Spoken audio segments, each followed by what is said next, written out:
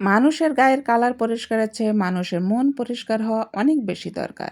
আপনি যখন একটা মেয়ের সাথে সম্পর্ক করেন বা একটা মেয়েকে বিয়ে করেন, তার আগে কি মেয়েটাকে দেখেন না? বিয়ের আগে বা প্রেমের আগে যদি প্রবলেম না হয়, সম্পর্ক হওয়ার ৫-৬ বছর পর কেন তাকে নিয়ে প্রবলেম হয়? আপনার কাছে ভালো লাগে না, আপনার ফ্যামিলির কাছে ভালো লাগে না, আপনার আশেপাশের মানুষের কাছে ভালো লাগে না। এর কারণটা কি আপনি একটু বলতে পারবেন? আমি জানি বলতে পারবেন না। আপনি মানুষ হিসেবে কেমন, আপনার চরিত্র কেমন, এটা যদি আপনি মানুষ হিসেবে বুঝতেই পারতেন, তাহলে আপনার করা ভুলগুলো আপনি কখনো করতে পারতেন না। এটা তিতা সত্যি কথা বলি। চরিত্রহীন পুরুষ বারবার প্রেমে পড়ে, আর সুপুরুষ জীবনে একবার একজনেরই প্রেমে পড়ে। আমরা সবাই মানুষ, সবারই ভুল হয়। কিন্তু সেম ভুল যদি বারবার হয় তাহলে সেটা ভুল বলে না। এটাকে বলে জন্মগত। মানে আপনার বংশ পরম্পরা থেকে যা পেয়েছেন সেটাই। ছেলেদের কথা বাদ দিলাম। এখন আসি মেয়েদের কথায়। আমাদের আশেপাশে নোংরা মেন্টালি কিছু মেয়ে মানুষও দেখি। এরা সবসময় একটা সম্পর্কে থার্ড পারসন হয়ে ঢুকতে বেশি পছন্দ করে।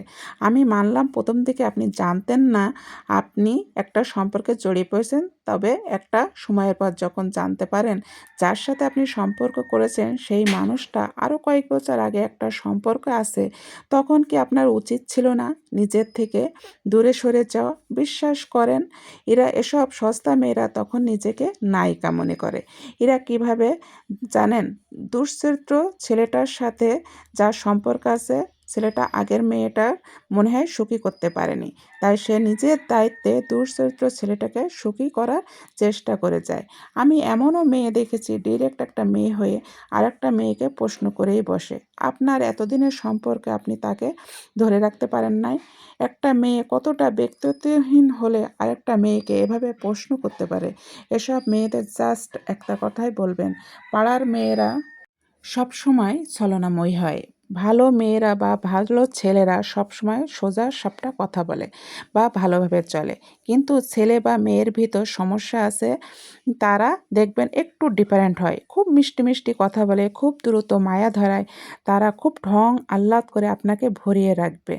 আমাদের সবারই কমন একটা প্রবলেম হয়, সেটা হচ্ছে আমরা যখন বুঝতে পারি বছরের পর বছর তিলে, তিলে গড়ে তোলা সম্পর্কটা নষ্ট হয়ে যাবে, তখন বিপরীত পাশের মানুষটার প্রতি অনেক বেশি দুর্বল হয়ে পড়ি।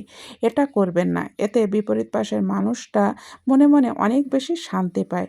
আমি জানি এই পরিস্থিতি থেকে নিজেকে তোলা কতটা কঠিন। বাট আপনি যদি নিজে, নিজে মনে, মনে প্রতিজ্ঞা করেন যে আপনি এখান থেকে উঠে আসবো, তাহলে আপনি পারবেন।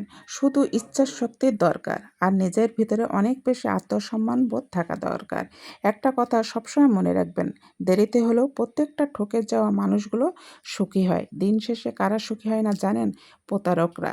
দিন শেষে সব কিছু ভুলে সব কিছু নতুন করে শুরু করেন। দেখবেন ভালো থাকবেন।